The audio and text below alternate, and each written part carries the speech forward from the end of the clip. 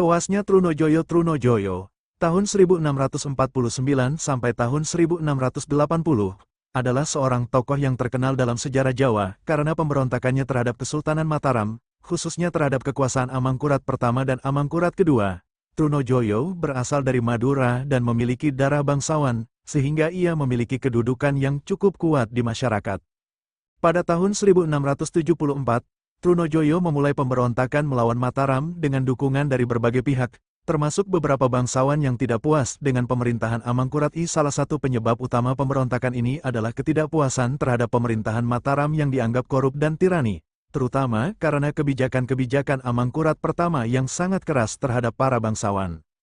Pemberontakan Trunojoyo semakin besar ketika ia berhasil merebut ibu kota Mataram, Pleret, pada tahun 1677.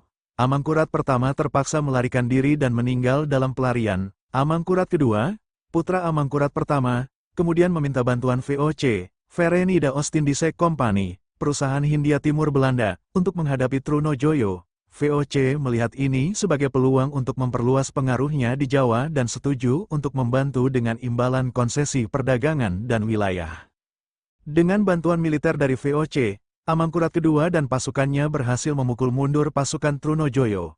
Pada tahun 1679, Trunojoyo akhirnya tertangkap di Gunung Kelut. Ia kemudian dibawa ke Kartasura, ibu kota baru Mataram yang didirikan oleh Amangkurat kedua setelah Pleret hancur. Trunojoyo dieksekusi di hadapan Amangkurat kedua pada tanggal 2 Januari tahun 1680. Eksekusinya dilakukan dengan cara ditusuk keris oleh Amangkurat kedua sendiri, yang merupakan simbol penegasan kekuasaan dan balas dendam terhadap pemberontakan yang telah dilakukan Trunojoyo.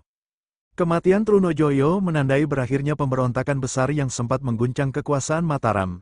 Namun, peristiwa ini juga memperkuat pengaruh VOC di Jawa, karena Amangkurat kedua semakin tergantung pada dukungan VOC untuk mempertahankan kekuasaannya. Cerita tentang Trunojoyo dan pantangan dalam budaya Jawa memberikan gambaran yang kuat tentang kompleksitas sejarah dan kebudayaan Jawa, yang penuh dengan intrik politik, kepercayaan mistis, dan pertarungan kekuasaan.